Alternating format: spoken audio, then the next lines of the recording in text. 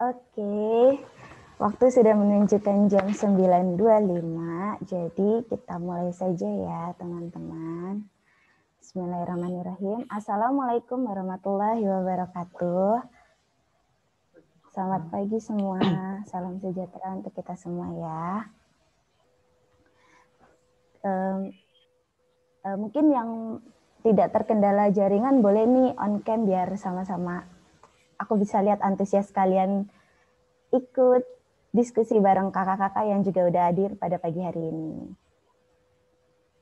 Oke. Wah, semangat ya. Gimana nih kabarnya teman-teman?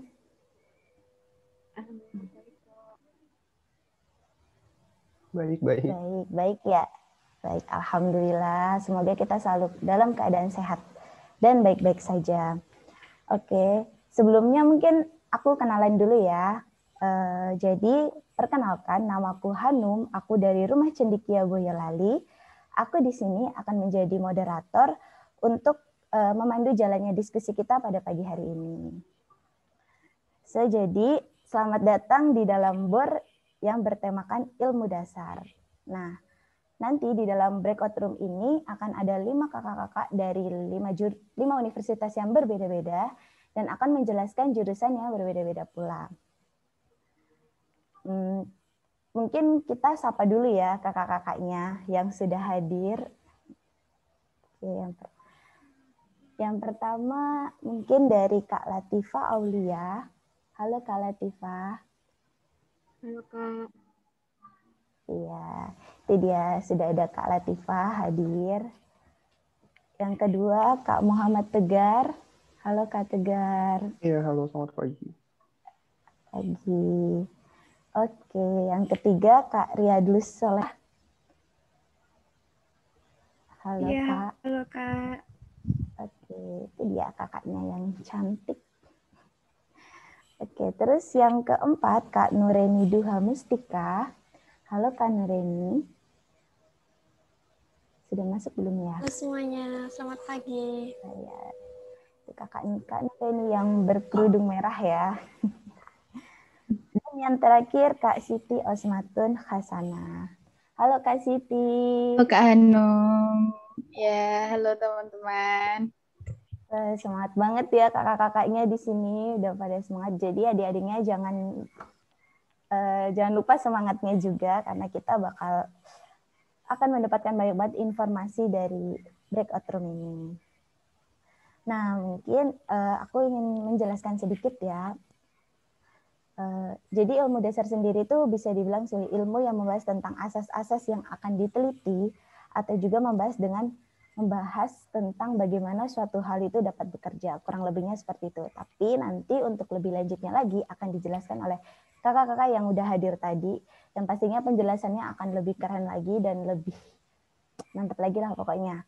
Jadi jangan lupa buat adik-adik siapkan alat tulis kalian. Nanti bisa dicatat kalau kalian ada pertanyaan. Nanti pada akhir diskusi kita akan ngadain question and answer bareng kakak-kakak yang udah hadir. Oke. Nah, untuk mempersingkat waktu, sepertinya kita boleh nih ya langsung masuk kepada materi yang pertama. Jadi, materi pertama ini akan disampaikan oleh Kak Latifah Alia, yaitu Kak Latifah sendiri merupakan mahasiswa dari jurusan Statistika Universitas Islam Indonesia angkatan tahun 2019. Nah, setelah ini aku mau share screen dulu ya, teman-teman.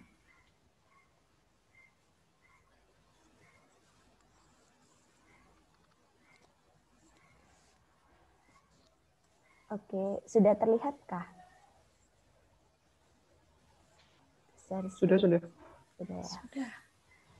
Oke, mungkin untuk Kak Latifah, waktu dan tempat saya persilahkan.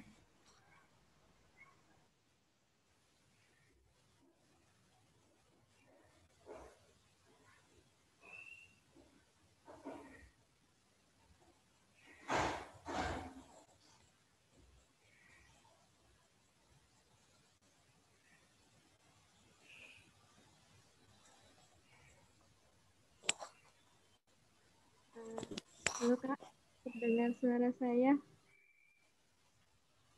Terdengar, Kak. Maaf sebelumnya saya live Zoom tadi jaringannya agak jelek ya. Bisa saya mulai Kak? Boleh, silakan Kak Latifah dimulai. Oke, terima kasih sebelumnya. Assalamualaikum warahmatullahi wabarakatuh. Perkenalkan, saya Latifah Alia Pratiwi dari UII jurusan Statistik angkatan 2019. Nah, di sini saya ingin menyampaikan apa sih jurusan statistik itu, gitu ya, teman-teman. Oke, bisa next, Kak.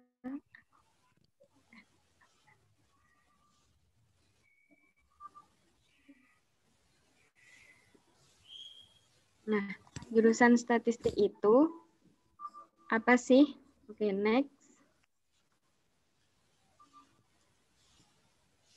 Nah, jurusan statistik itu adalah ilmu yang mempelajari bagaimana merencanakan, mengumpulkan, menganalisis, menginterpretasi, dan penarikan kesimpulan dari suatu data. Sehingga jurusan statistik itu dituntut untuk menyajikan data yang dapat mempermudah pembaca itu memahami informasi yang disampaikan. Seperti itu.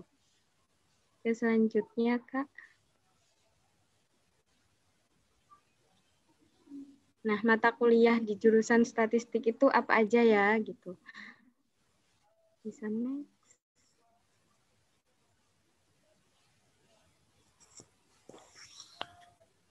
Nah, di sini ada mata kuliah utama. Mata kuliah utama ini di setiap semester wajib diambil ya.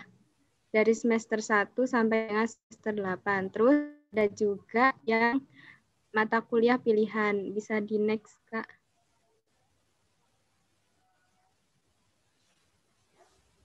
Nah, ini mata kuliah yang pilihannya. Ada teknik, bisa dilihat ya teman-teman di sini. Apa mata kuliah yang ada di jurusan statistik. Seperti itu. Bisa di next. Nah, keterampilan apa aja sih yang dibutuhkan di jurusan statistika itu? Bisa di next. Nah, yang pertama itu pemahaman matematika.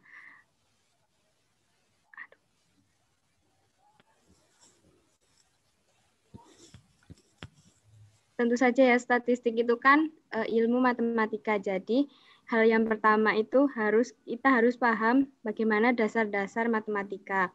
Kemudian ada juga komunikasi. Nah, kita kan dituntut untuk menyajikan data yang informatif. Jadi, kita harus mempunyai ilmu komunikasi yang baik juga. Terus ada problem solving. Bagaimana data yang disajikan itu kita dapat selesaikan dan kita dapat analisis dengan benar supaya menyajikan informasi yang benar juga gitu. Terus ada pengorganisasi data. Nah, ini pemrograman. Dalam statistik itu bukan hanya cuman ilmu matematika atau ilmu hitung, tetapi juga ada pemrograman komputer seperti itu.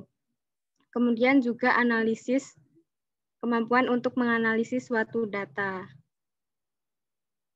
Oke, bisa dilanjut, Kak. Nah, universitas mana aja sih yang ada di jurusan statistik?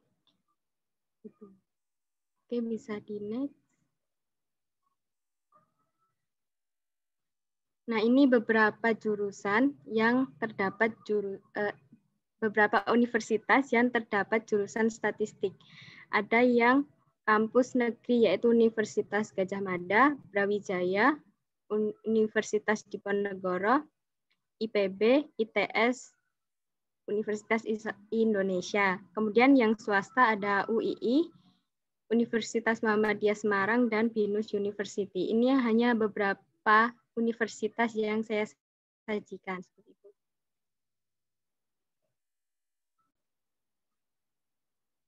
Nah, prospek kerja di jurusan statistik itu apa aja sih, gitu kan? Tentunya teman-teman habis kuliah itu kan pengen kerja. Nah, Ini dia prospek kerjanya, ada market research. Kemudian ada data engineer, data scientist, data analis, aktuaris, dan business analis. Nah, ini saya dapat di beberapa alumni UII yang sebagian besar bekerja sebagai di bidang ini, seperti itu.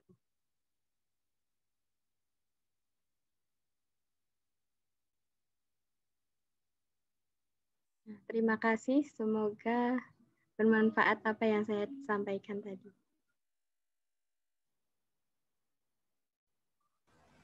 Oke, teman-teman. Tadi penjelasan dari Kak Latifah udah banyak banget ya dan cukup banget sangat informatif sekali.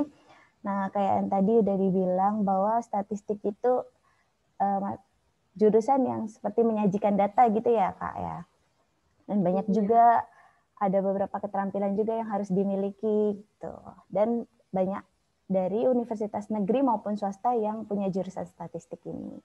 Nah, aku ingetin lagi adik-adik kalau misalnya ada pertanyaan boleh dicatat dulu, nanti pada akhir diskusi kita akan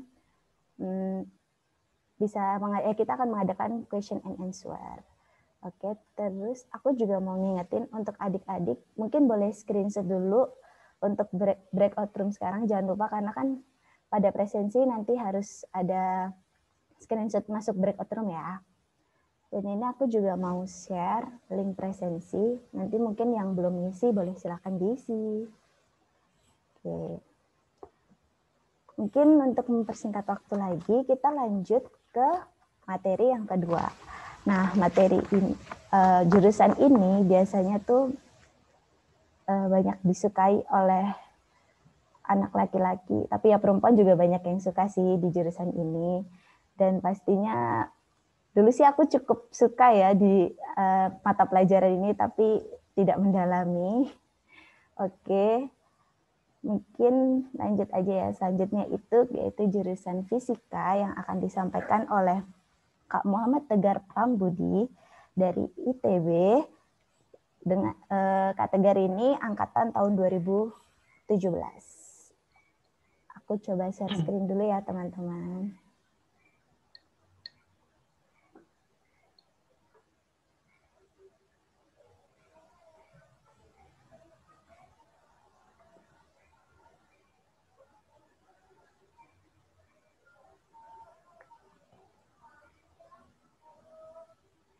Oke, udah kelihatan.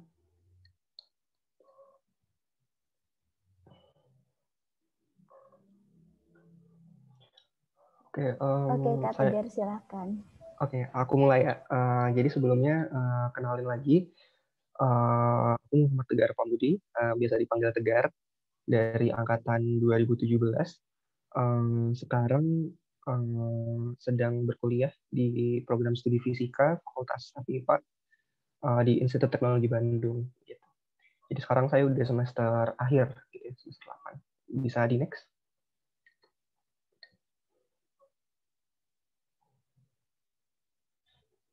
Hanum? Oh iya. Nah, jadi dari deskripsi program studi dulu. Jadi mungkin teman-teman udah tahu nih apa program apa ya dari mata kuliah fisika kali ya, karena udah didapatkan sejak SMP gitu ya. Jadi fisika ini merupakan salah satu pilar utama ilmu pengetahuan dan teknologi yang memberikan pemahaman mengenai fenomena alam serta kemungkinan aplikasinya. Nah, di sini tuh bisa dibilang kita mempelajari fenomena alam secara fisis gitu ya. Jadi mungkin bisa dilihat teman-teman dari gambar yang ada di sebelah kanan. Jadi itu tuh kita mulai mempelajari dari hal yang kecil, contohnya dari dari partikel atomik, bahkan subatomik, dan juga yang gede banget gitu, bahkan yang sampai ke level galaksi dan tata surya, galaksi dan luar angkasa lah seperti itu. Nah, namun di sini juga perlu ditegaskan bahwa fisika ini tidak hanya belajar teori saja gitu, nggak belajar hitung-hitungan aja, tapi juga belajar kemungkinan aplikasinya seperti itu. Next. Nah, kemudian untuk gambaran perkuliahan ini saya ambil dari ITB sendiri, tapi sebenarnya secara umum sama lah ya. Jadi ada dua tipe perkuliahan gitu. Yang pertama kegiatan kelas. Jadi kegiatan tatap muka dengan dosen gitu ya, kegiatan kelas. Kemudian satu lagi kegiatan laboratorium. Jadi di sini kondisi perkuliahan yang ada di TEB juga di gambarnya, dan yang sebelah kanan itu sebenarnya laboratorium fisika dasar begitu, yang didapatkan pada tingkat 1. Bisa lanjut? Nah, terus kemudian untuk struktur kurikulum atau mata kuliah yang biasa didapatkan, jadi kalau di ITB sendiri itu ada apa ya? Ketika kita masuk tahun pertama itu disebut dengan tahap persiapan bersama atau TPB. Jadi di IPB begini juga. Namun di ITB sendiri bedanya kita belum masuk ke program studi yang diinginkan. Gitu. Jadi baru masuk ke fakultas dulu. Jadi semisal kalian daftar SNM atau SBM atau UM, nantinya akan mendaftar ke fakultas dulu. Jadi milih fakultasnya, milih kampusnya, karena ITB sekarang punya 3 kampus yang berbeda tempatnya dengan jurusan yang berbeda. Nah, nanti baru di tahun kedua kita baru di-assign, gitu, baru ditempatkan pada program studi yang kita inginkan. Jadi nanti ada seleksi lagi melalui IP juga. Gitu. Nah, untuk tahap persiapan bersama ini tuh dapat mata kuliah dasar ya. Jadi bisa dibilang SMA kelas 4 gitu kalau teman-teman aku bilang. Namun sebenarnya di sini kita lebih ke mendalami konsep yang sudah didapatkan pada saat sekolah seperti itu. Nah, kemudian pada saat masuk tingkat 2 untuk struktur kurikulum sarjana fisika, jadi di sini bisa dibilang berjenjang gitu ya.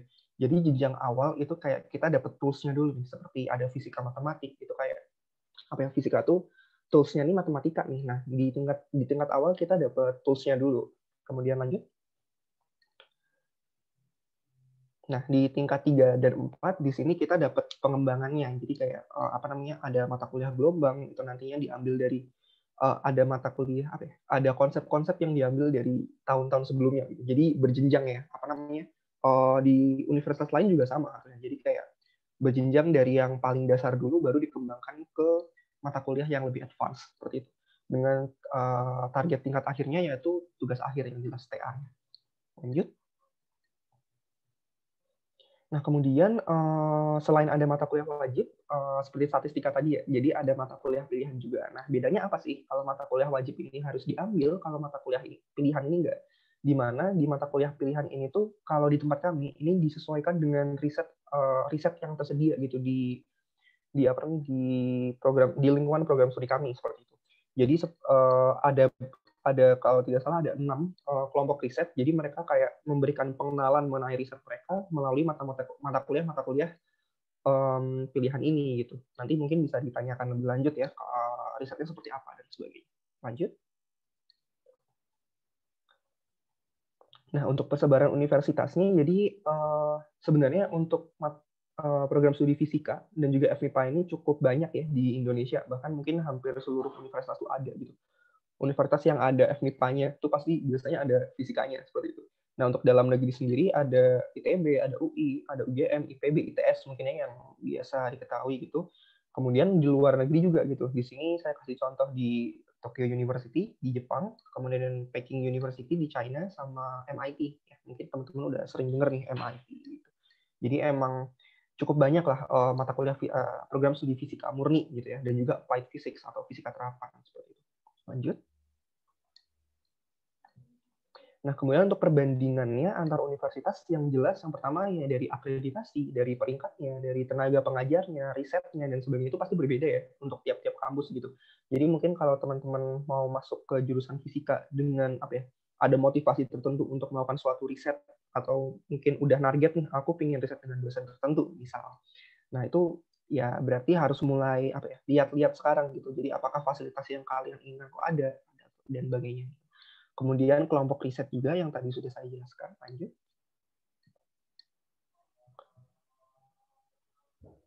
Nah, kemudian untuk passing grade juga bakal berbeda-beda kan. Nah, di sini ada gambaran umum, jadi diambil dari SNMPTN 2021 ya untuk program studi fisika dan FMIPA ya di ITB, karena tadi yang aku bilang, jadi tingkat pertama ini baru fakultas gitu, belum program studi. Lanjut. Nah, kemudian untuk prospek kerja, jadi karena tadi banget di awal aku udah bilang kalau sebenarnya fisika ini nggak cuma belajar teori, nggak cuma belajar hitungan, tapi juga belajar aplikasi, sehingga sebenarnya cukup luas gitu untuk prospek kerjanya. Ada di perminyakan, pertambangan, karena nanti kalian bisa fokus di fisika bumi dan sistem kompleks namanya.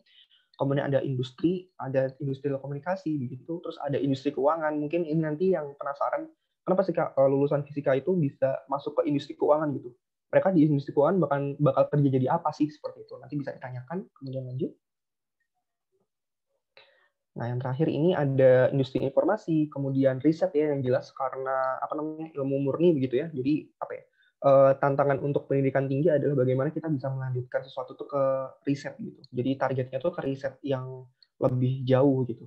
Dan juga institusi pendidikan, dosen, guru dan sebagainya. Jadi ini diambil dari namanya tracer study di ITB. Jadi tiap tahun tuh kita kayak mendata alumni dari ITB itu udah kerja di mana aja sih, dan ini emang ya buktinya seperti ini begitu.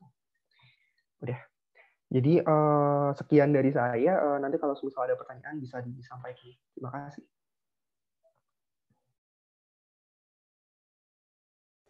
Oke, makasih banyak Kak Tegar. Jadi itu ternyata kita tahu ya, fisika itu nggak hanya mempelajari atom aja, tapi juga mempelajari hal yang lebih besar dari atom, yaitu galaksi dan sebagainya. Jadi banyak banget lah yang dipelajari di fisika ini. Terus terutama ini ya, prospek kerjanya aku juga baru tahu, dan ternyata bisa banget masuk jurusan fisika itu, kita bisa masuk ke industri keuangan dan perbankan. Itu cukup unik sih ya Kak ya.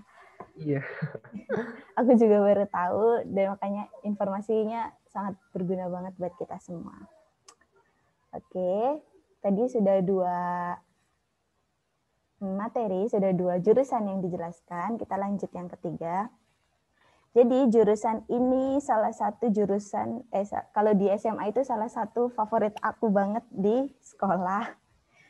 Nah, ini yaitu biasanya seringnya di lab juga, campur-campur zat-zat.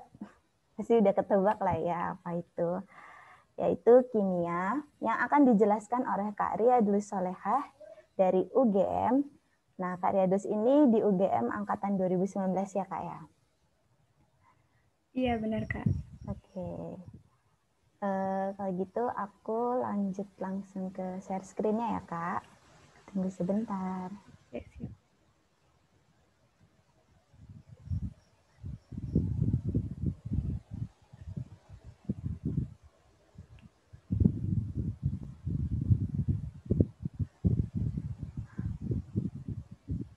Sudah terlihat ya? Ya udah Mbak. Oke, silakan. Oke, sebelumnya makasih Mbak Hanum buat waktunya. Terus tadi kan udah dikenalin tuh sama Mbak Hanum, jadi mungkin aku perkenalan singkat aja ya teman-teman. Jadi teman-teman bisa banget panggil aku Ria, dan sekarang aku lagi belajar di program studi kimia murni di Universitas Gadjah Mada, kayak gitu. Boleh di next Mbak?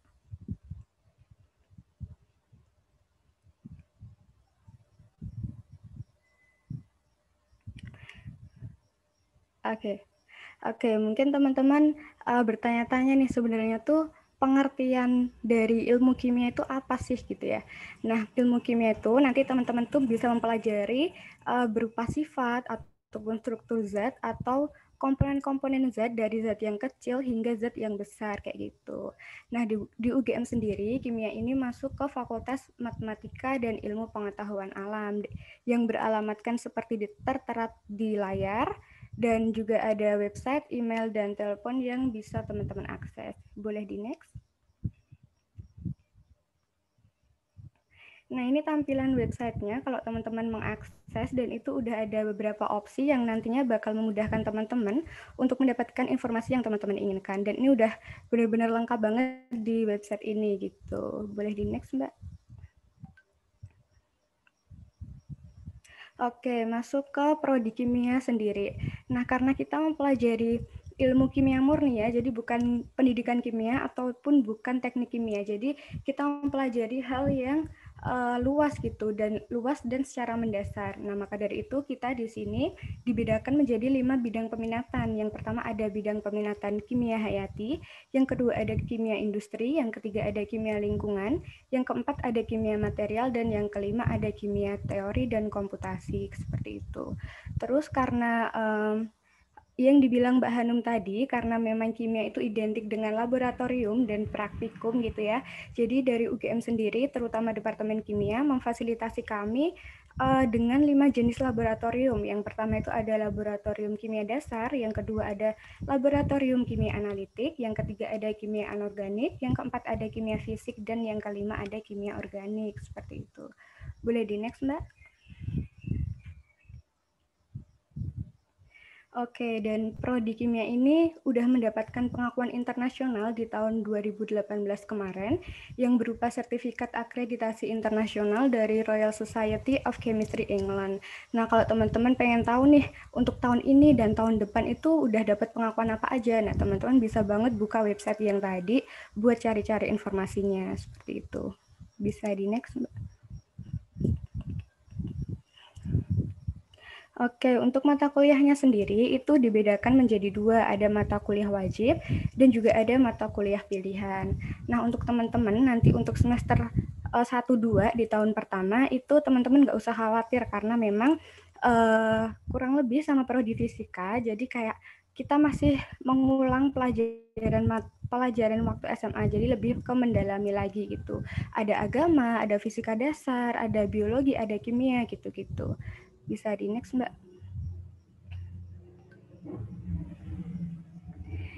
Nah, mulai dari semester 3, ini kita udah difokuskan untuk ke prodi kimianya itu sendiri gitu. Jadi mata kuliahnya itu udah benar-benar semua tentang kimia sampai nanti semester akhir kayak gitu. Bisa di next, Mbak. Oke, next lagi aja, Mbak. Nah, ini untuk mata kuliah pilihannya itu dibagi atau dikelompokkan berdasarkan bidang peminatannya. Cuman di sini ada bidang umum, jadi tadi kan ada 5 peminatan, jadi di sini ada 6 kelompok untuk mata kuliah pilihannya. Dan ini tuh mata kuliah pilihannya itu bisa diambil berdasarkan semesternya. Jadi ada yang bisa diambil di semester ganjil, ada juga yang bisa diambil di semester genap, seperti itu. Bisa di next, Mbak. Oke, lagi aja Mbak. Karena ini waktunya terbatas, mungkin nanti teman-teman kalau mau lihat detailnya bisa minta PowerPoint-nya aja, nggak apa-apa ya. Lagi Mbak? Lagi?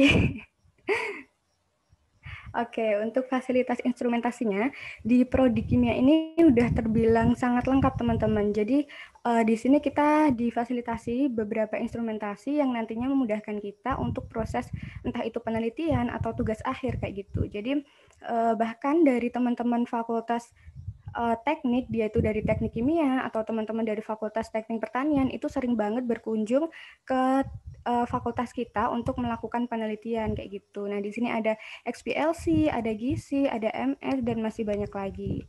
Bisa di next, Mbak. Oke, lagi. Ini masih seputar instrumentasi ya, teman-teman. Oke, lagi, Mbak.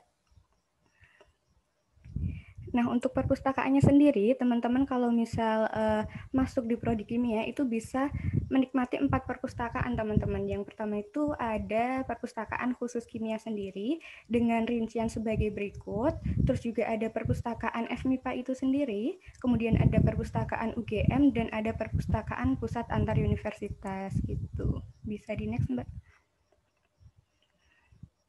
Nah, untuk teman-teman yang mungkin ada kendala finansial atau memang menginginkan beasiswa, teman-teman nggak usah khawatir karena memang UGM sendiri itu terkenal dengan kampus yang ramah beasiswa gitu teman-teman. Jadi banyak banget beasiswa yang bisa teman-teman dapetin dengan cara yang juga tidak terlalu rumit gitu.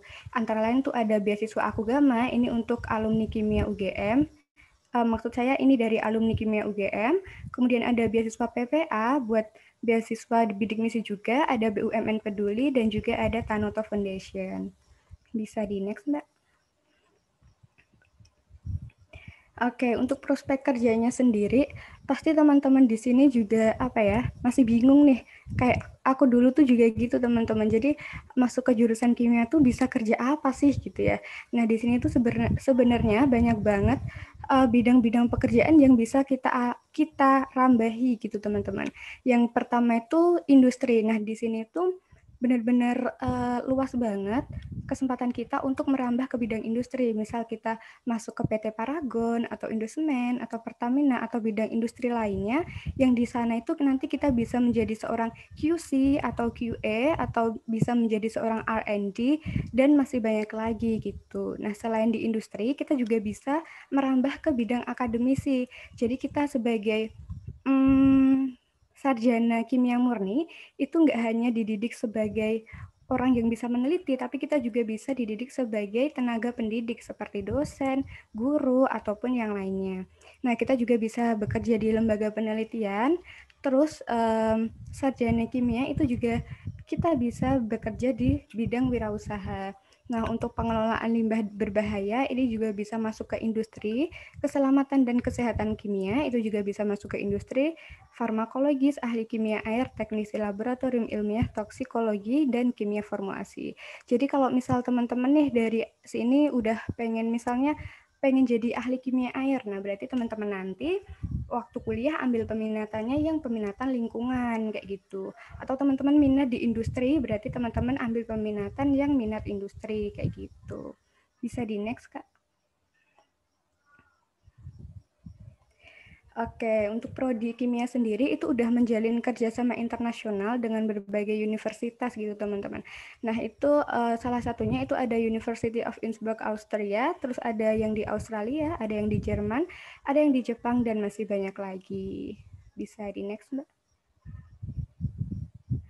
Oke, untuk teman-teman yang suka banget melakukan penelitian atau nyoba-nyoba hal baru, di sana tuh bakal difasilitasi dengan banyak wadah gitu. Jadi banyak wadah-wadah yang bisa teman-teman ikutin, kayak misal melalui program kreativitas mahasiswa, melalui Grand Karya Inovasi Mahasiswa, ataupun melalui kayak kalau di SMA itu organisasi, tapi kalau di kayak ekstrakurikuler gitu ya, kalau di kampus itu ada organisasi, ada juga UKM.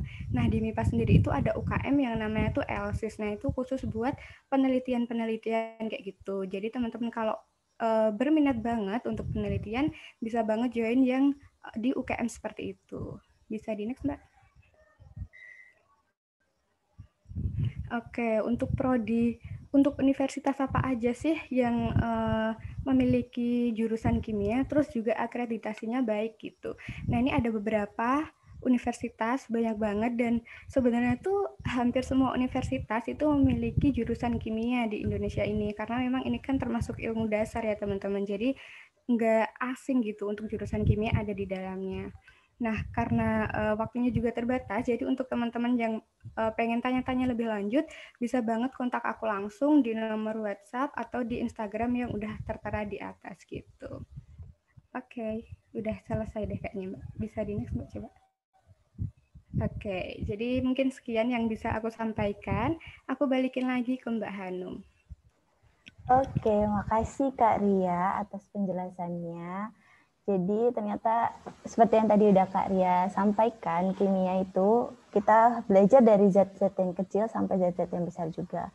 Nah kebetulan di UGM sendiri ada dibagi menjadi beberapa jurusan seperti itu ya Kak Ria ya? Dibagi menjadi beberapa peminatan, sorry. Peminatan maksud saya.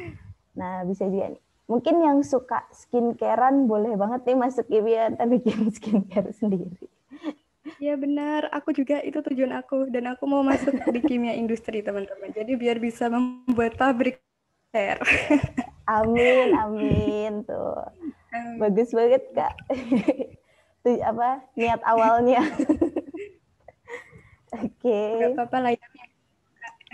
Benar-benar. Oke, karena itu tadi udah ada penjelasan kimia dari Kak Ria. Selanjutnya kita next ke jurusan selanjutnya, yaitu jurusan yang biasanya berhubungan dengan makhluk hidup, tumbuh-tumbuhan, hewan, manusia, dan makhluk hidup yang tidak terlihat oleh mata telanjang juga dipelajari sama jurusan ini, yaitu ada jurusan biologi yang akan dijelaskan oleh Kak Nureni Duha Mustika dari Universitas Gadjah Mada angkatan 2017. Selanjutnya, aku share screen dulu ya Kak. Oke.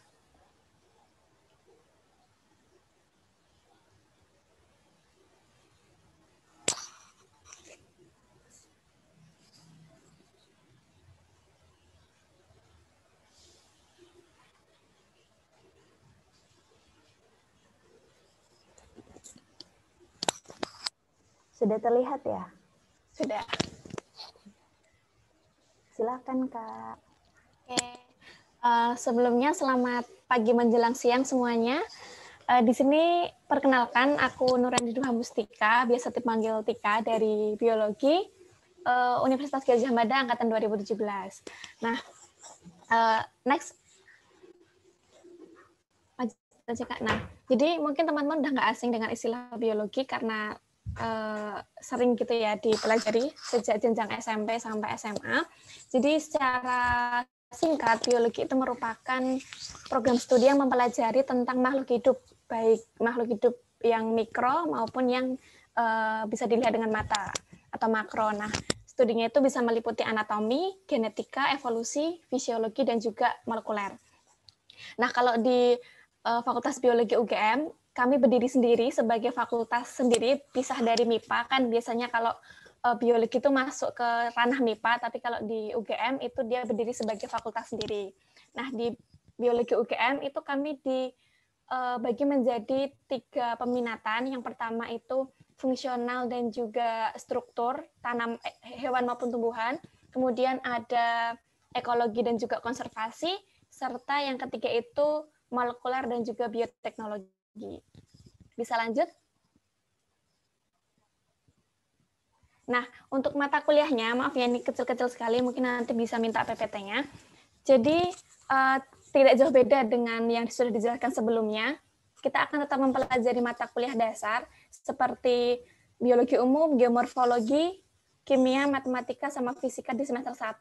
Kemudian di semester 2, kita mau mulai masuk ke biologi yang paling dasar, yaitu struktur dan juga perkembangan baik hewan maupun tumbuhan, serta biokimia. Nanti masuk semester 3 lebih diperdalam lagi, masuk ke sistematika. Nanti semester 4 kita masuk ke fisiologi, karena fisiologi itu merupakan ilmu gabungan gitu. Jadi harus paham strukturnya, harus paham fungsinya, harus paham klasifikasinya. Baru kita nanti bisa belajar tentang fisiologi. Nah, nanti setelah semester 4 kita akan dikelompokkan ke dalam peminatan tadi, dan semester 5 mata kuliah yang kita ambil lebih ke jurusan yang lebih ke peminatan yang kita ambil, seperti itu. Jadi mungkin teman-teman bisa lihat kalau di layar itu yang aku stripping ke arah biologi molekuler ya, ke arah biologi molekuler sama tumbuhan, seperti itu. Jadi nanti mulai setelah semester 4 kita bisa lebih fokus ke satu bidang kayak gitu. Dan nanti di semester 7 boleh mulai sih. Next, Kak. Nah, untuk mata kuliah pilihan, kita dibagi jadi ganjil sama genap. Nah, di sini setelah nanti teman-teman memilih untuk peminatan A, B, atau C, nanti diarahkan oleh dosen pembimbing dan juga dosen pembimbing akademik dan juga dosen pembimbing skripsi untuk lebih mendalami beberapa mata kuliah. Misal nih aku contohkan kalau kita ingin ke tumbuhan, fokus ke tumbuhan, jadi kita bisa mengambil mata kuliah mikroteknik tumbuhan, atau mungkin botani ekonomi, atau mungkin anatomi tumbuhan, kemudian embriologi tumbuhan, dan yang menarik ini ada struktur dan produk jaringan sekretori tumbuhan. Nah, nanti itu untuk tumbuhan. Terus kalau misal ingin fokus ke molekuler nih, kalau ingin fokus ke molekuler mungkin bisa kita lebih masuk ke biokimia nutrisi, genetika molekuler, seperti itu. Dan yang tidak kalah menarik itu ada di bagian lingkungan atau ekologi konservasi, itu mungkin bisa ke arah pencemaran dan toksikologi lingkungan. Kemudian ada biologi konservasi, ada ekologi terestrial, dan lain sebagainya. Lanjut. Nah, untuk universitasnya, hampir di semua universitas negeri itu memiliki jurusan biologi murni. Tapi untuk swasta memang ternyata tidak banyak gitu setelah aku cari. tidak semua universitas swasta itu ada jurusan biologi murninya, tapi kebanyakan mereka punya jurusan yang pendidikan biologi seperti itu. Nah, di sini mungkin teman-teman bisa melihat angka-angka di bawah, ini adalah daya tampung terbaru gitu. Nanti mungkin bisa dicari lebih lanjut. Dan misalnya kayak UI itu 100, kemudian ITB ada 148, tapi setahu ITB itu masih fakultas ya. Jadi nanti untuk bagian biologinya masih dipecah lagi kayak gitu. Terus untuk yang swasta di Indonesia, setahu itu ada di Pelita Harapan, di Al-Azhar, sama di Atmajaya. Gitu. Nah, untuk perbandingan setiap kampusnya, tentu ada ya, pasti ada perbedaan, cuman di sini mungkin aku nggak bisa menjelaskan perbedaan dari biologi UGM dengan biologi yang lain, karena memang aku tidak merasakan gitu, tapi secara struktural pasti ada perbedaan dari segi kurikulum, kemudian mata kuliah yang diambil, struktural, fasilitas, seperti itu. Tapi menurutku yang mungkin perlu teman-teman perhatikan adalah ketika teman-teman memperhatikan riset yang unggul gitu di suatu universitas. Misal teman-teman pengen biologi tapi bingung nih mau biologi UI, UGM, atau mungkin UNS, seperti itu. Teman-teman bisa lihat dari riset yang paling berkembang seperti itu, yang paling banyak diteliti di sana tuh apa sih gitu. Kalau misalnya di biologi nih, kalau di laboratorium bioteknologi, dia akan fokus ke ranah kultur jaringan. Kultur jaringan objeknya adalah anggrek seperti itu. Selain itu juga ada rekayasa genetika. Nah, kalau di Fakultas Biologi UGM, rekayasa genetikanya itu lebih ke tanaman seperti anggrek, kemudian melon, terus masih jarang gitu yang ke arah hewan, tapi sudah mulai dirintis di, kalau nggak salah, ayam ya, kayak gitu. Jadi mungkin kalau memang bingung universitasnya, mungkin nanti bisa dicari riset-riset yang paling mendukung keinginan teman-teman, seperti itu. Mungkin bisa lanjut. Nah, untuk prospek kerja mungkin sama ya, dan mungkin banyak pertanyaan juga, kalau misal biologi murni kerjanya mau jadi apa, kayak gitu.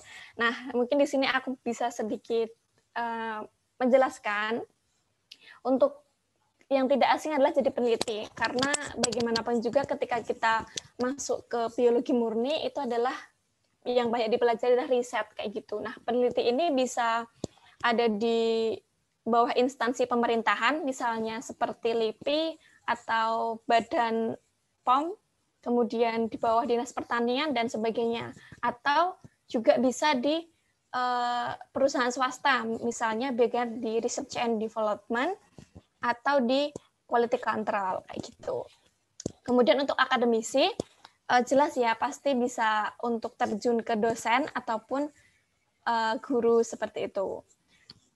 Dan yang ketiga itu wirausaha, karena nggak sedikit ya teman-teman, ketika orang yang setelah selesai kuliah lebih memilih untuk membangun usaha sendiri. Kalau contohnya misalnya ketika kuliah mendalami alga, nanti ketika lulus ternyata ingin membuat sistem alga sendiri, terus menciptakan beberapa barang yang ternyata bisa dijual di pasaran, dan itu dari alga, mungkin bisa sabun, terus masker, dan lain sebagainya. Terus misal juga kalau di bidang wirausaha itu seperti nursery. Nursery itu semacam tanaman gitu sih, jual tanaman. Kalau yang sering di Jogja itu ada anggrek kayak gitu. Jadi banyak sekali nursery anggrek di Jogja, dan itu berhubungan erat dengan biologi UGM seperti itu, karena kita sering membutuhkan biji anggrek untuk melakukan penelitian, sedangkan mereka mungkin juga butuh untuk budidaya. Jadi mutualisme lah gitu. Dan selanjutnya ada teknisi laboratorium. Ini maksudnya tuh lebih ke operator alat sih. Gitu. Biasanya sering menjadi orang yang biasanya paham gitu tentang kegunaan alat-alat di suatu laboratorium. Kemudian yang selanjutnya ada quality control. Nah, untuk quality control ini biasanya orangnya itu di perusahaan sih, dan lebih seringnya adalah makanan gitu, karena memastikan proses dari awal sampai akhir itu sesuai dengan kualitas yang diinginkan, dan biasanya orangnya ini paham tentang uji-uji biologi dan juga tata cara di laboratorium. Dan yang terakhir ada konsultan. Kalau konsultan, setauku untuk bidang biologi itu paling sering di bagian lingkungan, misalnya analisis AMDAL ataupun biologi konservasi, seperti itu. Nah, mungkin teman-teman di sini lebih membayangkan biologi itu di lab gitu ya. Ya sebenarnya bisa di lab, bisa di lapangan, dan menurutku kerja di lapangan itu juga nggak kalah seru sih, gitu. Karena mungkin bisa sering ke hutan ataupun mungkin praktek di luar ruangan seperti itu. Jadi mungkin teman-teman yang tidak terlalu suka di lab bukan berarti tidak bisa kuliah di biologi gitu. Terus sekian dari saya. Mungkin kalau ada salah katanya saya mohon maaf. Terima kasih. Oke. Terima kasih Kak Nureni. Tadi udah dijelasin banyak banget tentang biologi ya teman-teman. Nah, Kak Nureni sendiri kan dari biologi UGM ya Kak. Kan jadi banyak perbedaan gitu loh setiap fakultas, setiap universitas. Jadi nanti kalau teman-teman di sini minat mungkin di biologi universitas lain bisa searching juga tentang di universitas lainnya. Oke, aku juga mau ngingetin kalau misalnya ada pertanyaan jangan lupa ditulis dulu, nanti di akhir diskusi kita akan ngadain Q&A. Terus aku juga mau ngasih info buat adik-adik. Nah, kalau kalian mau dapetin door prize, konsultasi 1 pekan ke jurusan atau univ yang kalian mau tuju, jangan lupa storyin di IG kesan dan pesan kamu tentang acara kita hari ini. Terus jangan lupa tag juga @rumahcendekia_boyolali_id dan nggak boleh di privat ya IG-nya. Nanti akan dipilih 3 orang pemenang yang beruntung buat mendapatkan bimbingan 1 pekan. Nah, kita sepertinya sudah masuk ke materi yang terakhir. Jadi materi yang terakhir ini jurusan yang hitung-hitungan juga, yang keren banget biasanya kalau misalnya ada yang pintar di jurusan ini. Tapi yang lainnya juga bagus sih. Nah, jurusan ini nanti akan dijelaskan oleh Kak Siti Osmatun Hasanah dari Universitas Negeri 11 Maret Surakarta, angkatan 2018, yaitu jurusan matematika. Untuk Kak Siti, aku share screen dulu ya, Kak. Ya.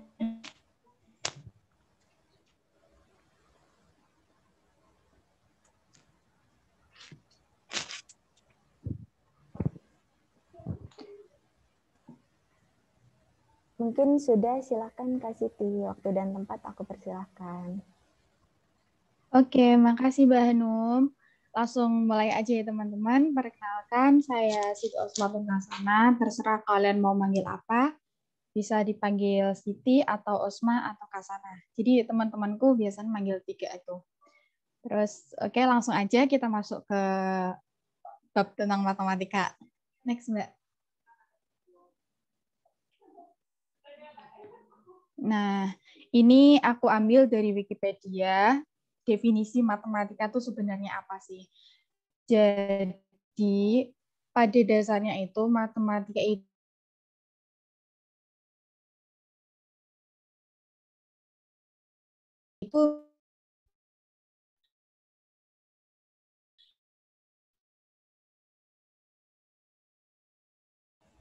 Halo Kak Siti. Sebenarnya terkendala jaringan ya?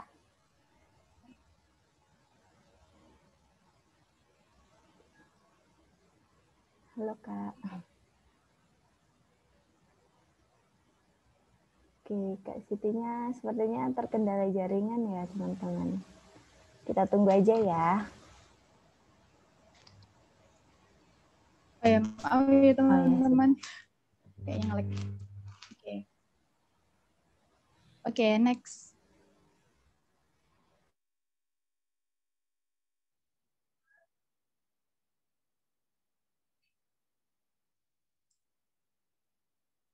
Oke, nah sebenarnya di matematika ini tuh ada 3 jenis mata kuliah. Yang pertama itu mata kuliah umum, yang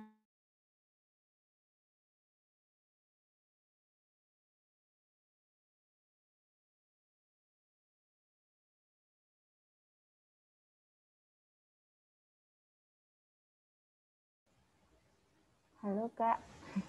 Mungkin nggak apa-apa kalau mau off cam biar lebih lancar jaringannya. Oh iya. Oh my god, sinyalnya. Oke. Gimana? Udah terdengar suaraku? Udah. Sudah. Oke, jadi gitu ya teman-teman. Ini cuma sebagian besar kayak mata kuliah garis besarnya aja. Sebenarnya masih banyak. Oke, next aja Mbak.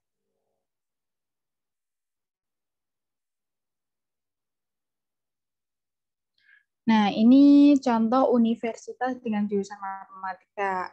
Ada IPB, UNS, ITB.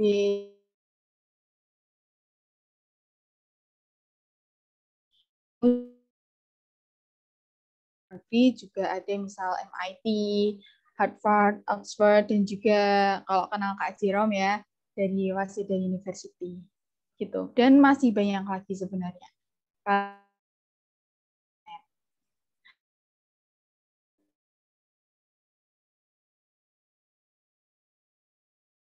Ini kuota masuk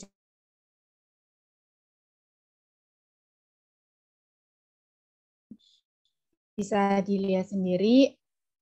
Untuk universitas kayak ITB itu mungkin ya ambilnya besar, UI juga kayak gitu. Tapi untuk 60 paling-paling maksimal 60 gitu.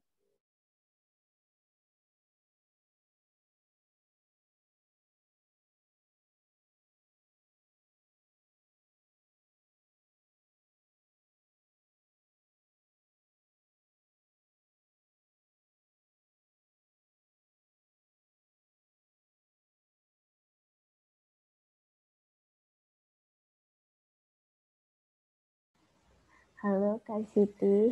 Sepertinya sinyalnya ini lagi ya. Kurang lancar ya.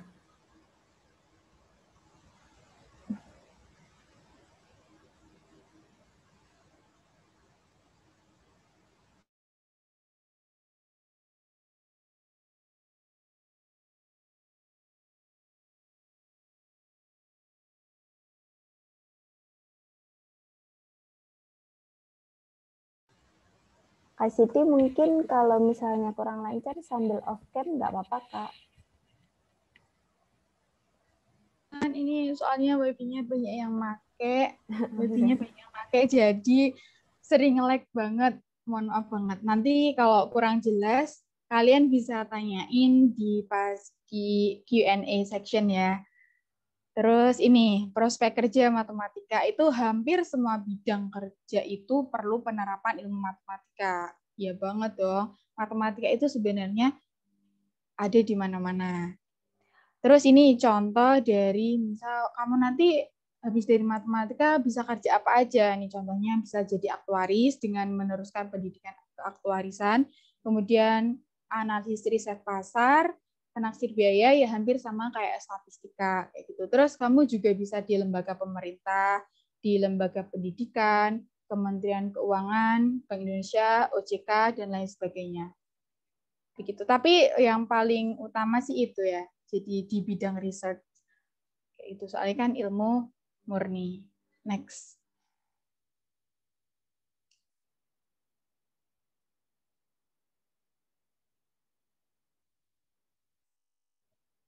Ya, ini dari Albert Einstein buat penutup kita.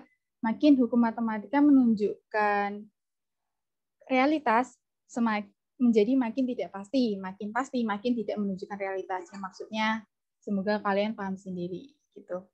Oke, sekian dari saya. Kalau misal ada kekurangannya, saya mohon maaf. Terima kasih Mbak Hanum atas waktunya. Oke, makasih Kak Siti atas penjelasannya. Jadi teman-teman, tadi udah 5 jurusan yang sudah dijelaskan oleh kakak-kakak yang hadir hari ini. Mungkin teman-teman sekarang aku akan buka session question and answer. Boleh di chat di kolom komentar atau enggak raise hand kalau kalian ada yang ingin ditanyakan. Silakan.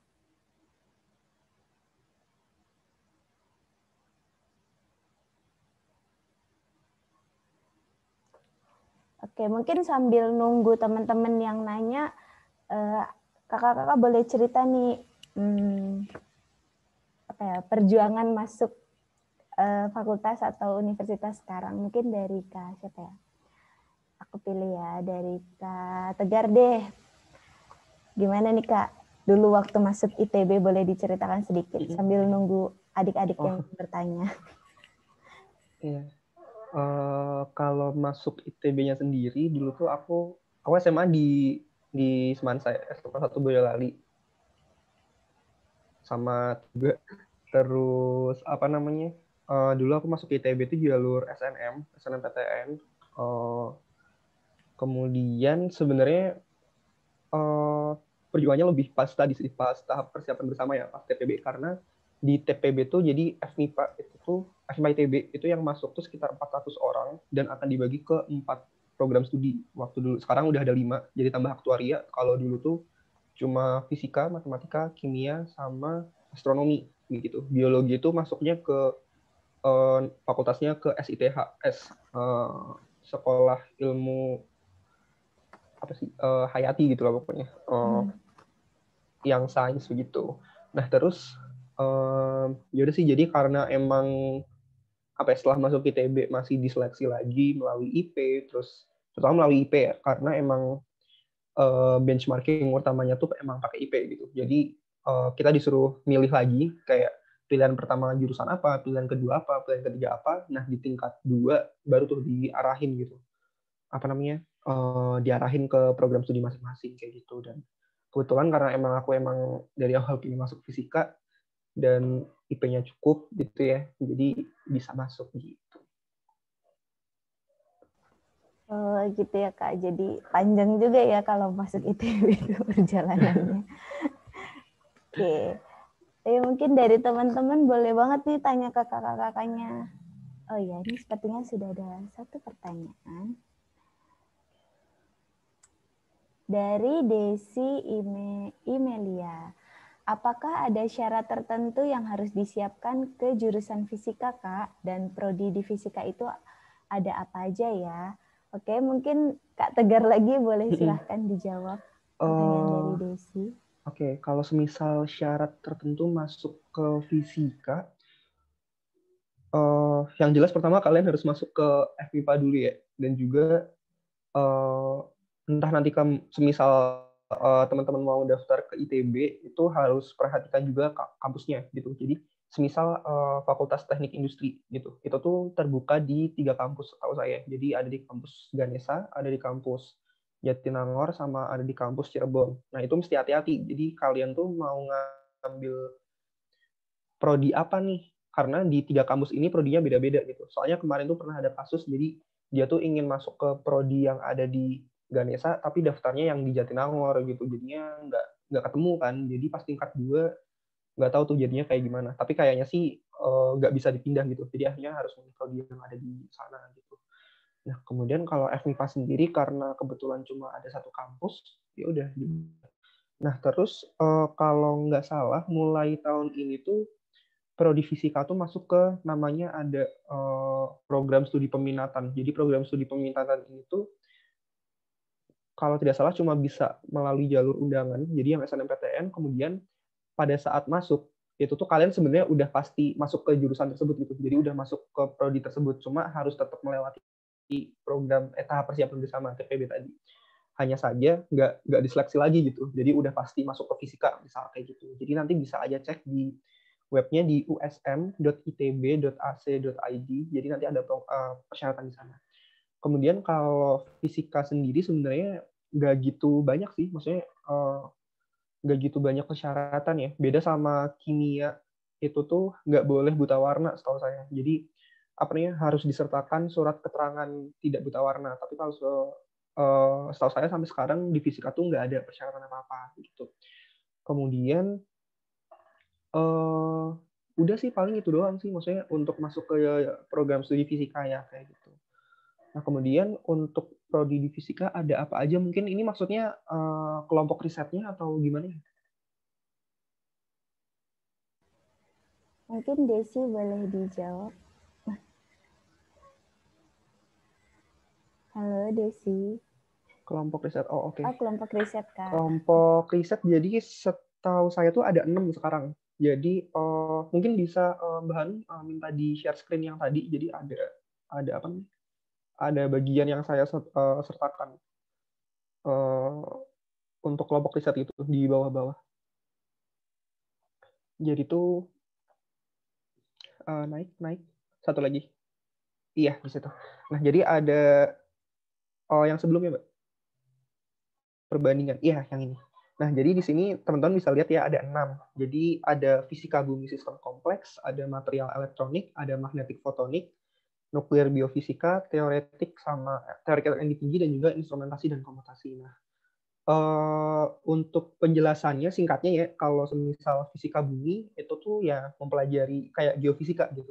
Jadi mempelajari geofisika, bahkan ada yang eksplorasi juga. Jadi beberapa alumni ada yang bisa masuk ke pertambangan, perminyakan gitu. Jadi yang saya bilang tadi prospek kerjanya luas itu saya bisa dibilang emang benar-benar luas begitu. Cuman ya mungkin kalau semisal dari skill lapangan emang bisa dibilang anak murni itu kalah sama anak teknik ya, karena anak teknik emang udah diarahkan ke skill lapangan gitu. Sedangkan anak murni lebih ke bagaimana cara kita mengembangkan teknologi atau mengembangkan ilmu yang berada pada bidang itu. Nah, kemudian sistem kompleks ini tuh yang tadi saya bilang anak fisika bisa masuk bagian perbankan. Di sistem kompleks ada namanya konsep ekonomifisika. Jadi bagaimana cara kita tuh memahami fenomena di ekonomi, misal pergerakan harga saham itu tuh dengan menggunakan misal distribusi Boltzmann misalnya. Nah, itu tuh ada teori dan lebih ke applied maths.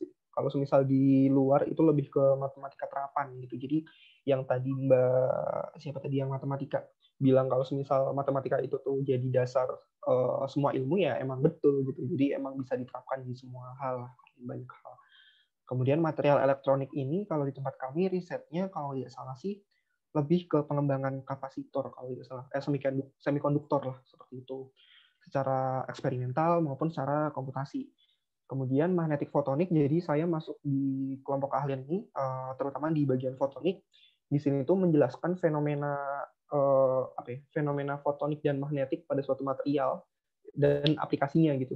Untuk sekarang saya tuh sedang bekerja di riset biosensor, jadi sensor biologis, dan kemarin itu sebenarnya terinspirasi emang dari rapid test gitu. Jadi anak fisika jadi bisa merambah ke bidang biologi dan kimia juga gitu, surface science namanya, jadi sains permukaan.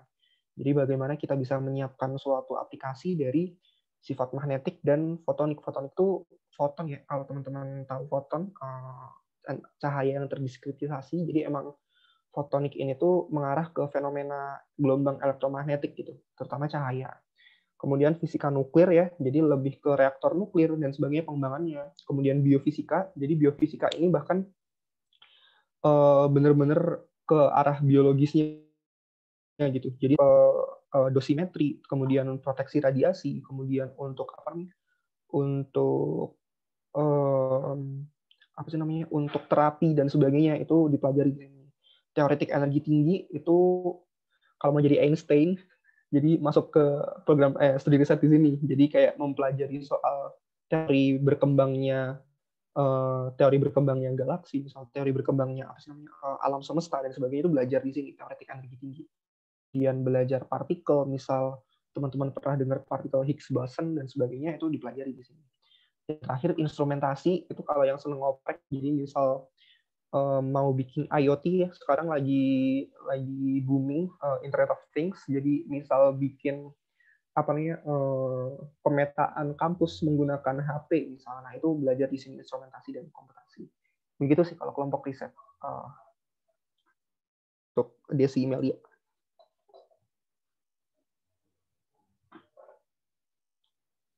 Udah, Mbak Hanum? Oke, udah ya.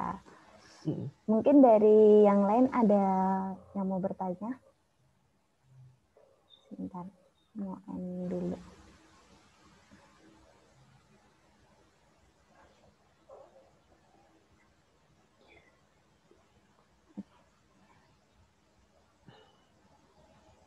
Oke, mungkin dari teman-teman yang lain ada yang mau ingin ditanyakan lagi? Boleh pakai feature raise hand atau diketik di kolom chat.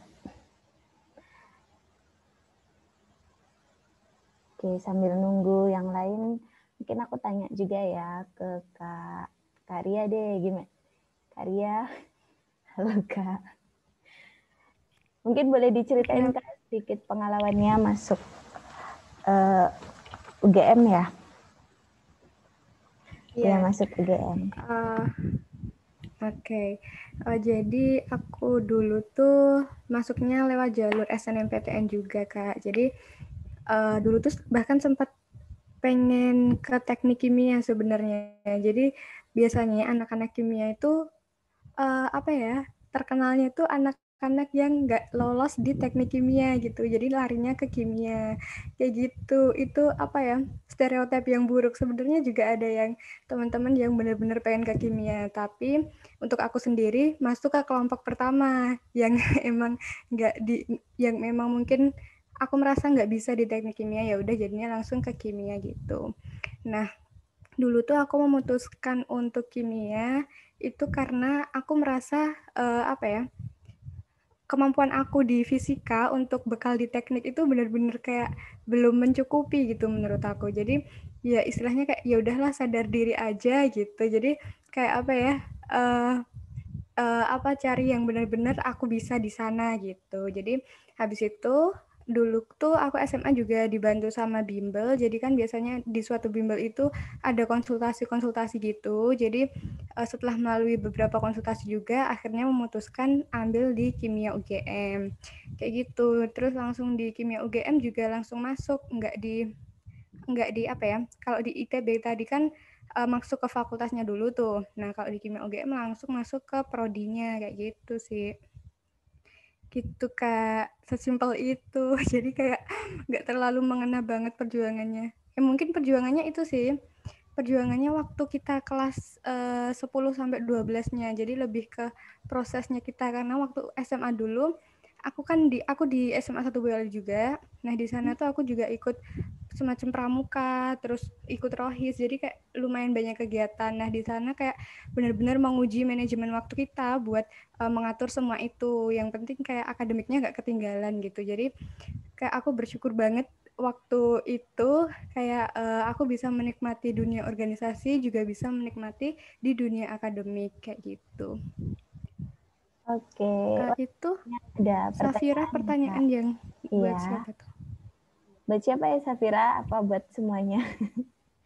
Nilai aman untuk SNMPTN berapa ya Kak?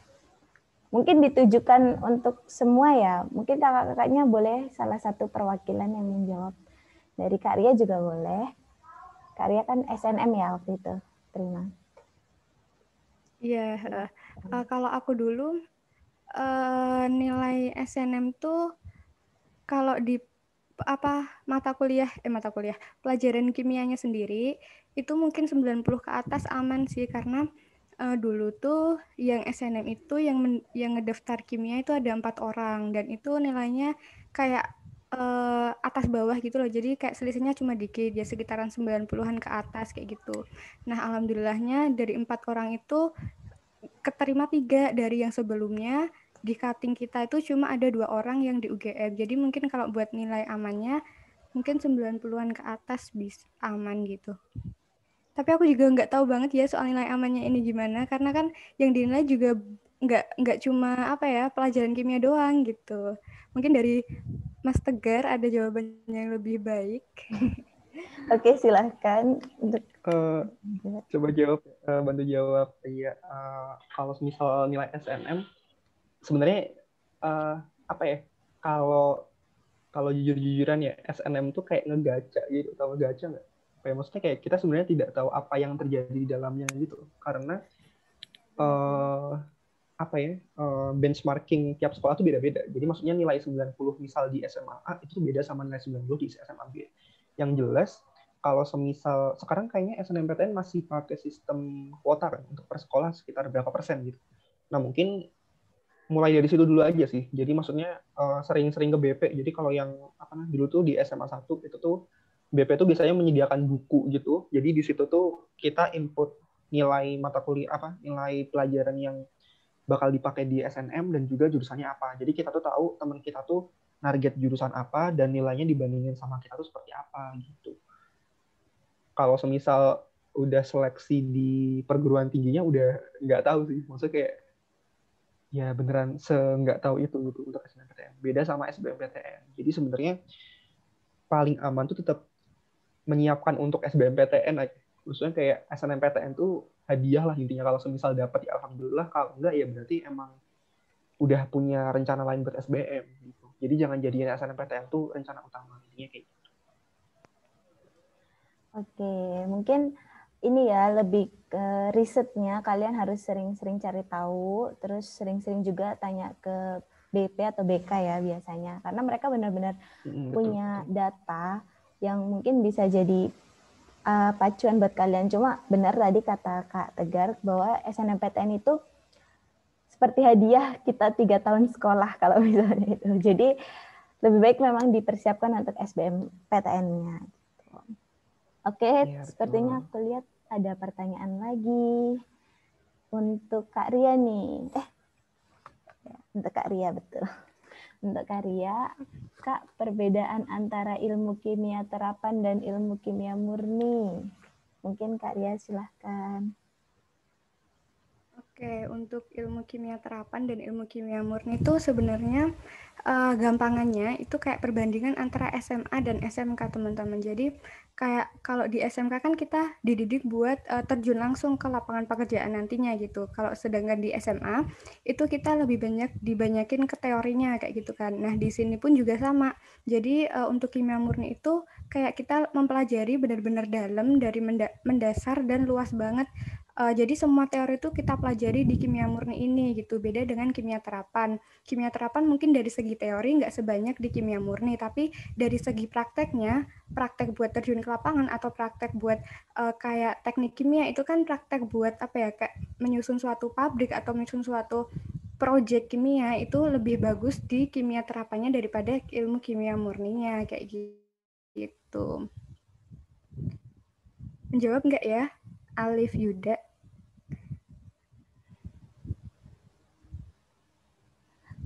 Halo Alif, sudah terjawab atau ada yang ingin ditanyakan lagi? Sudah Kak, oke. Mungkin teman-teman yang lain ada yang mau ditanyakan. Ini ada Kak Nureni dari biologi, Kak Siti matematika, Kak Latifah statistik. Mungkin ada yang mau ditanyakan ke kakak-kakak yang lain. Kalau gitu aku aja deh yang tanya. Aku penasaran banget nih Kak. Untuk Kak Siti, Kak, bener nggak sih kalau misalnya di jurusan matematika itu semakin tinggi tingkatannya semakin nggak ketemu angka? Katanya ada yang bilang gitu, jadi mungkin boleh dijelaskan itu mitos atau fakta. Silakan Kak. Jadi itu kan masuknya ke analisis gitu ya.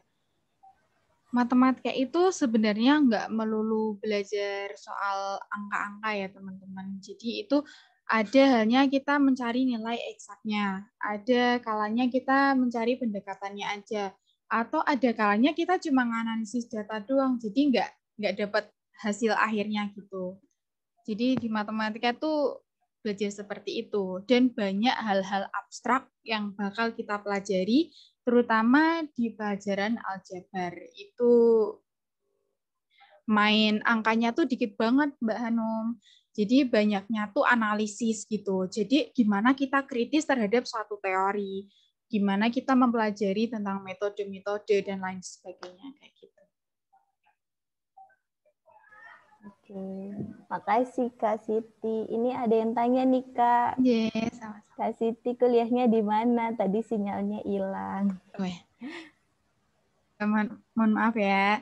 Jadi saya kuliahnya di Universitas 11 Maret, Matematika Angkatan 2018. Sama kayak Mas Tegar, Mbak Nureni, sama Ria, saya alumni Semansa. Nggak penting ya, tapi nggak apa-apa. Tambah informasi aja. Wah, ternyata Ya, ini satu alumni semua ya. Aduh. ya kita reuni. Reuni di sini. Oke. Mungkin yang lain, ada lagi nih Kak yang tanya tentang matematika. Kak Siti, yang harus dipersiapkan agar bisa masuk ke ilmu matematika murni apa aja ya? Silakan Kak Siti. Sebenarnya kalau dari aku sendiri nggak banyak persiapan sih. Yang penting ketika teori-teori yang udah dipelajari di SMA itu tetap diingat ya, karena itu bakal dipakai dan terus dikembangkan di matematika. Jadi semakin tinggi kamu tingkatannya, semakin jelimet gitu intinya. Semakin jelimet tapi semakin seru. Itu bener udah diakui beberapa orang kalau jiwa analisisnya seorang anak gitu loh. Itu yang bagusnya dari anak matematika gitu. Jadi tentang teorinya, terus metode-metodenya. Soalnya di matematika itu ya, kalau kalian tahu, metodenya itu banyak banget. Jadi emang benar banyak jalan menuju Roma. Nah, itulah definisi matematika. Kalian cari suatu hasil itu enggak cuma jadi satu jalan, tapi bisa banyak jalan gitu. Jadi intinya persiapan di matematika murni itu ketika kalian SMA itu pelajari teorinya dengan baik. Oke? Udah Kak Hanum. Semoga menjawab.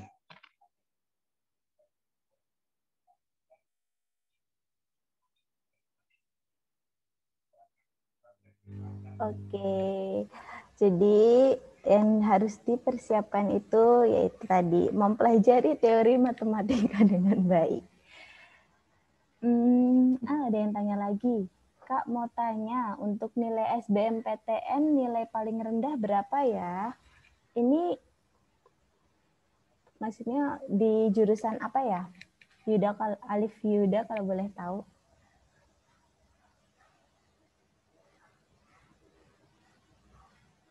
Halo Alif.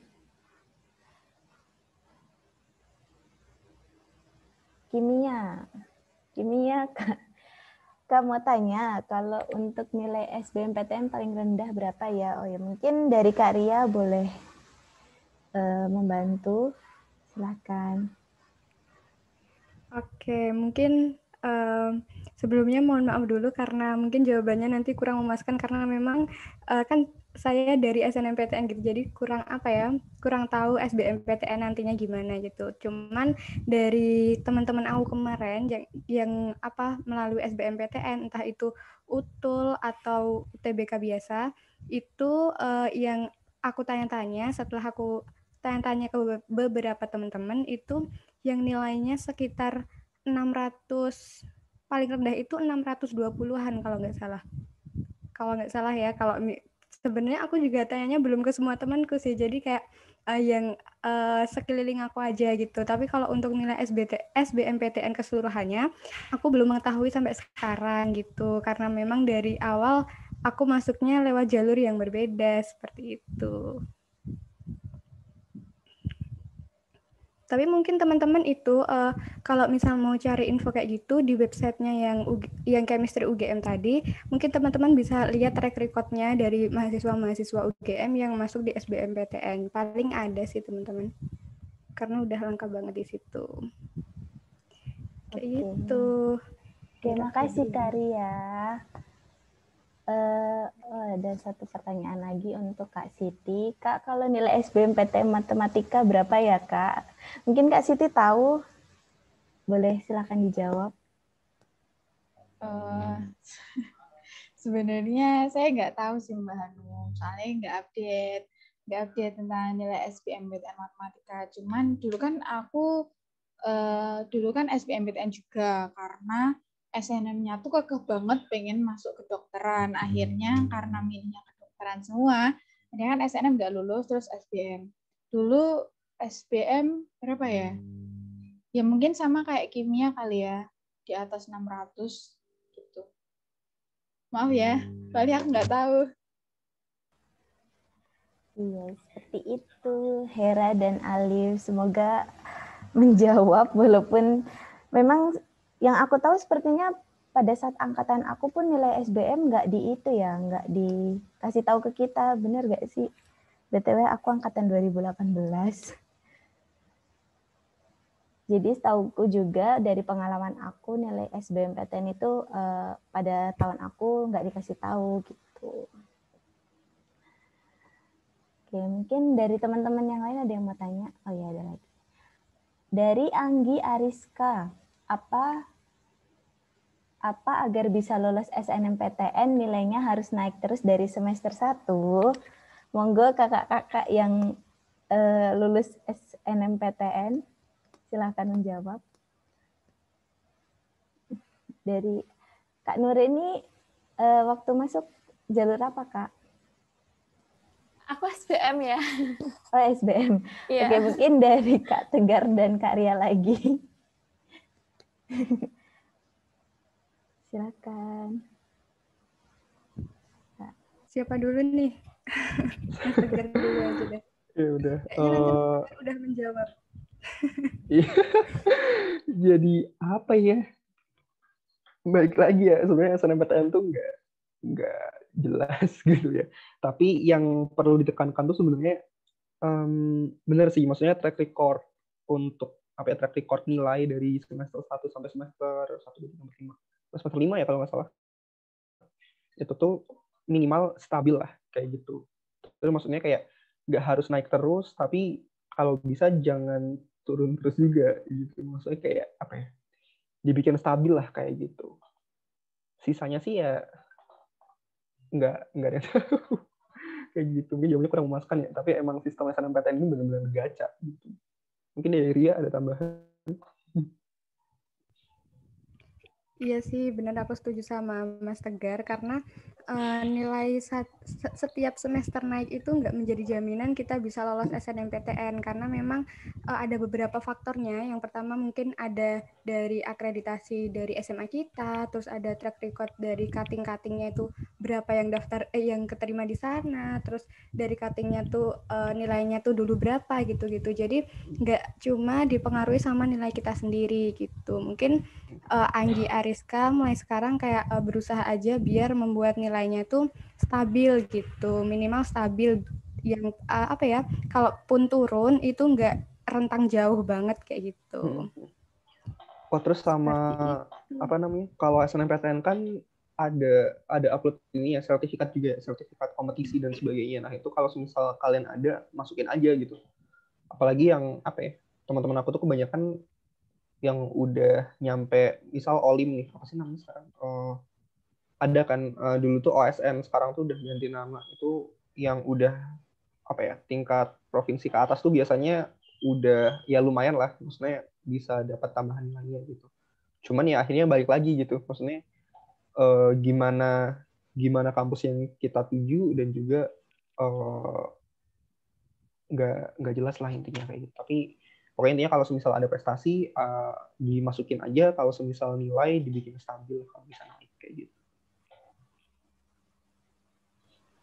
Oke, tadi mungkin bisa menjawab sedikit pertanyaan dari Desi Amalia juga, tips and trick SNMPTN ya, kayak upload sertifikat, terus menstabilkan nilai dan segala macam. Mungkin kita bisa tanya nih, tips and trick SBMPTN dari Kak Nurini yang lulusan SBMPTN. Silakan Kak Nurini.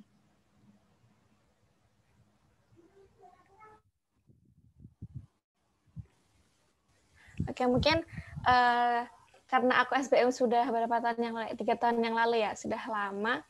Jadi mungkin maaf kalau tidak terlalu related sama yang sekarang. Yang penting kan kalau SBM itu kan kita bertaruh skor ya, maksudnya kita tinggi-tinggian skor dengan teman yang mengincar jurusan yang sama kayak gitu. Jadi ya mau nggak mau memang kita harus rajin latihan, rajin ngerjain soal, karena pada dasarnya kan memang tidak bisa dipungkiri bahwa soal-soal SBMPTN itu mirip gitu, mirip dari tahun ke tahun. Dan materinya ya biasanya seputar itu aja gitu. Terus ini sih nggak menuntut harus bimbel menurutku, asalkan rajin latihan aja, konsisten gitu, konsisten setiap harinya. Jadi kita udah terbiasa ngerjain soal-soal yang susah, makanya ketika SBM bisa lebih enjoy gitu sih. Sama pas H-1 ya lebih baik relax aja gitu, nggak usah malah ngejar materi banget. Terus kalau ujian jangan sampai telat, jadi diusahakan untuk survei lokasi di sorenya, jadi lebih tenang gitu ketika mau ujian gitu. Terus kan kalau SBM tuh setahu aku milih lokasi gitu ya, pilih lokasi aja yang nggak terlalu jauh, jadi transportnya juga nggak terlalu susah. Kalau aku dulu malah ambil SBM di Jogja, nggak tahu kenapa ya gitu. Tapi karena aku punya kakak sih yang kuliah di UNY, jadi aku tinggal di kosnya gitu dan diantar, dan memang survei dulu sebelum SBM, jadi lebih aman lah untuk hari-harinya gitu. Semangat yang mau SBM. Dan benar juga kata Tegar tadi, memang lebih baik menyiapkan untuk SBM daripada jaga ke SNMPTN gitu. Oke, makasih Kak Nureni. Tadi banyak banget beberapa tips and triknya. Salah satunya mencari tempat yang strategis dari rumah ya, jangan jauh-jauh. Oke, terus ini ada pertanyaan lagi dari Alif Yuda. Alif Yuda kira-kira mau tanya ke Kak siapa nih? Kak mau tahu motivasi kakaknya untuk lanjut ke PTN. Mau tanya ke kakak yang mana kira-kira, Alif? Halo. Semuanya Kak kalau boleh, oke. Semuanya. Kita mulai dari siapa ya? Dari Kak Siti deh, boleh Kak? Silahkan.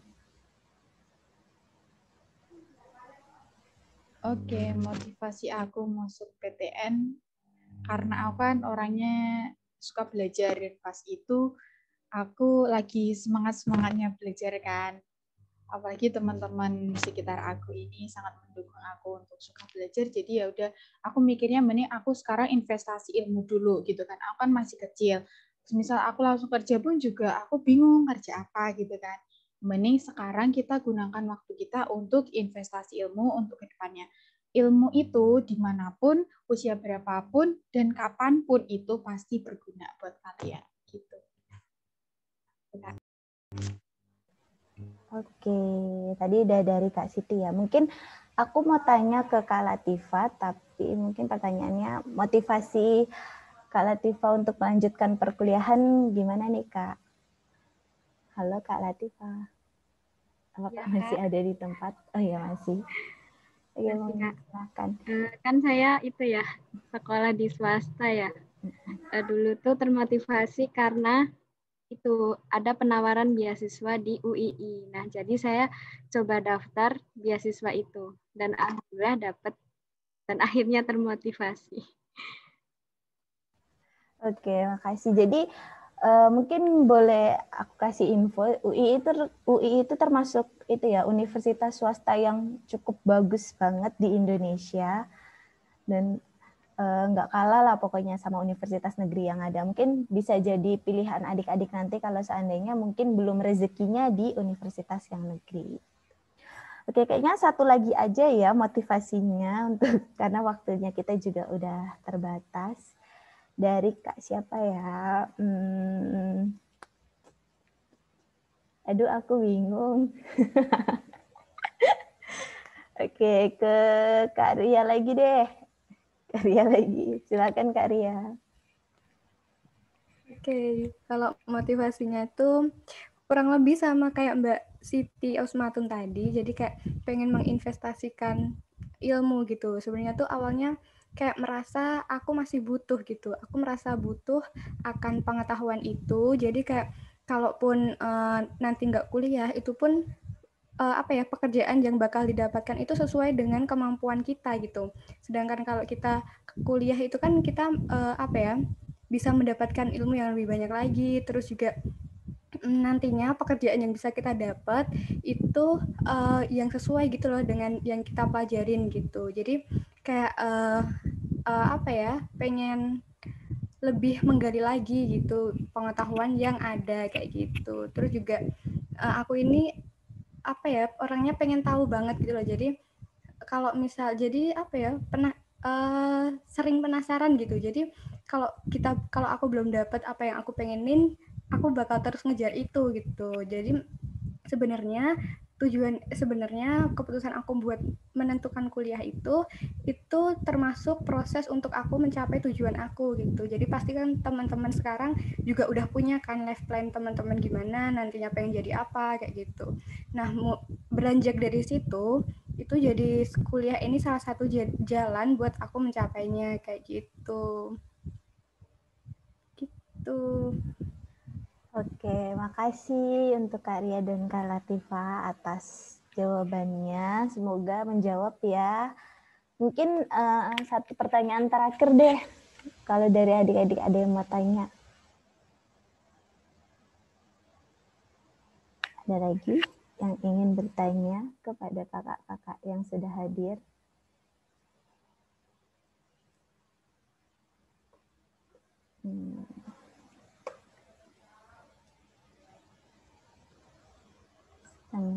Sambil nunggu deh ya.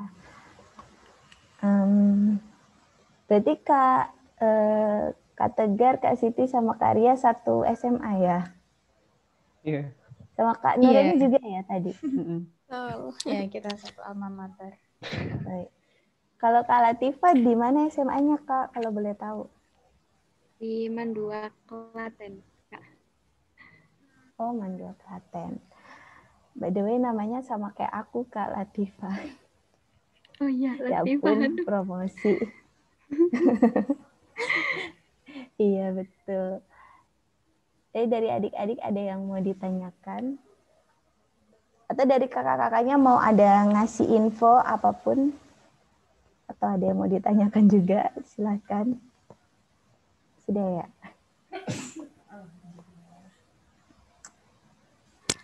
Oke, kalau gitu sepertinya sudah tidak ada yang ingin ditanyakan lagi. Oh ya, aku juga mau ngasih info ke adik-adik. Misalnya, oh ada. Satu lagi ya dari Anggi Ariska. Kak, apakah bahasa Inggris itu penting banget dan wajib dipelajari jika ingin masuk salah satu jurusan Saintek? Oke, Saintek. Mungkin aku pilih aja ya dari Kak Nureni, mungkin boleh menjawab. Aku coba ya. Kalau menurut aku penting sih, karena ya sebenarnya cuma Saintek, Sosum pun menurutku penting karena diktat kuliah terus buku-buku referensi itu kan banyak yang berbahasa Inggris. Kemudian kalau teman-teman mau cari referensi dari jurnal pun biasanya jurnal yang berkualitas. Biasanya jurnal yang berkualitas itu juga berbahasa Inggris gitu. Jadi menurutku bahasa Inggris itu nggak bisa lepas dari dunia akademik gitu sih. Kalau dari aku, mungkin yang lain bisa menambahkan. Ya oke, silakan kakak yang mau menambahkan. Aku mau nambahin deh. Ya boleh. Jadi kalau masalah bahasa Inggris ini penting atau enggak, benar sih kata dari Tika tadi. Jadi maksudnya hampir seluruh diktat perkuliahan tuh karena beda ya. Maksudnya kalau SMA tuh kebanyakan publishernya tuh dari dalam negeri gitu, kayak Erlangga lah atau apa gitu. Nah, kebanyakan diktat kuliah tuh dari luar negeri kayak gitu. Mungkin ada beberapa yang biasanya tuh dari dalam negeri juga gitu. Kayak publish dari dalam kampus biasanya. Jadi kan ada yang UGM Press atau ITB Press kayak gitu tuh biasanya ada. Tapi yang jelas kebanyakan diktat dari luar. Nah, kemudian ini juga sih. Jadi apa ya? Untuk jaga-jaga gitu kalau menurut aku. Soalnya apa yang akan terjadi selama kita kuliah 4 tahun tuh nggak ada yang tahu kan. Maksudnya kayak tiba-tiba aja termotivasi pengen keluar negeri. Atau mungkin kalau kata dosen aku tuh siap ada kemungkinan ya kalian bisa aja nih tiba-tiba ditarik proyekan nih sama dosen kayak gitu. Soalnya di kuliah tuh nggak cuma belajar doang ya. Jadi maksudnya bisa aja nih kalian sebenarnya udah dapat gaji gitu dari asisten akademik atau mungkin proyekan dosen kayak gitu.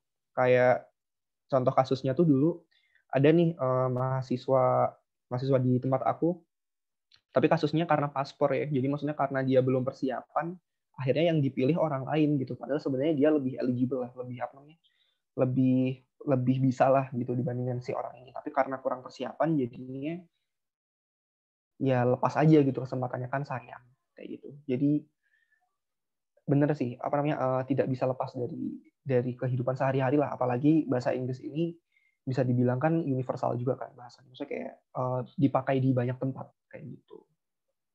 Itu sih paling. Oke, semoga menjawab ya. Jadi memang bahasa Inggris cukup penting, tapi kalian jangan berkecil hati, masih ada waktu untuk belajar, karena di fakultas pun nanti kalian juga pasti belajar bareng-bareng. Oke, mungkin karena waktu sudah menunjukkan jam 11, aku mau ini, oh ya, oke kakak-kakak semua, terima kasih, sama-sama Anggi. Nah, mungkin kalian pada bisa itu gak? Bisa on cam gak? Aku mau screenshot di bar ini. Mungkin yang bisa on cam. Oke.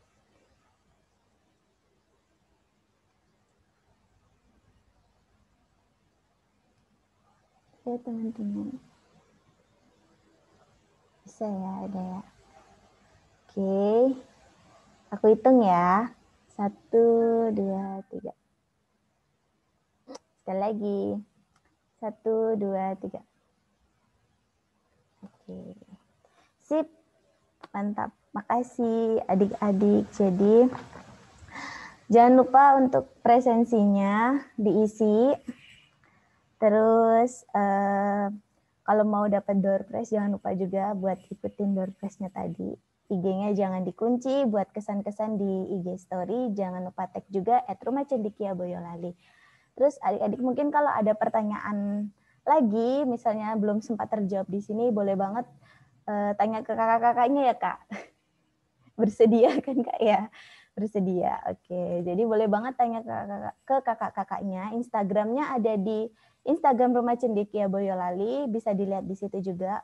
Di bagian ini apa materi ilmu dasar itu kayaknya sudah di tag semua di kakak-kakaknya.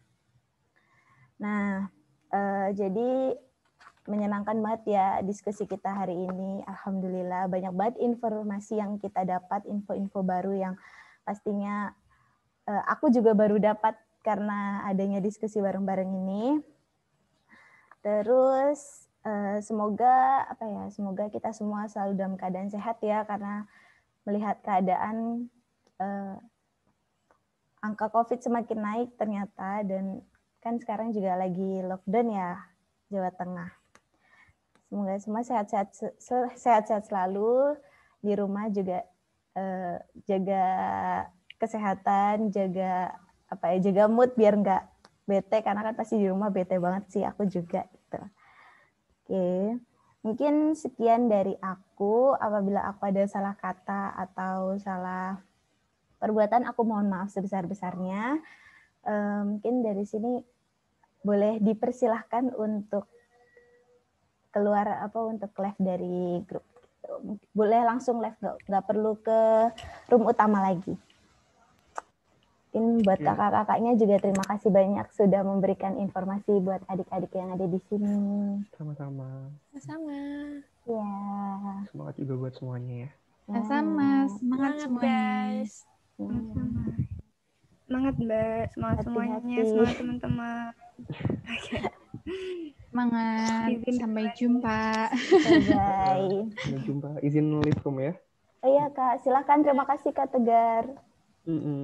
Sampai jumpa Aku lagi duluan di ya. lain kesempatan. Iya Kak Nuril, terima kasih.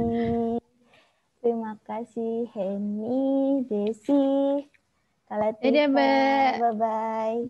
Kak Siti, Alif, Wanda, Nadia, Agi, terima kasih semua. Mungkin boleh dipersilakan untuk live dari breakout room-nya. Silakan.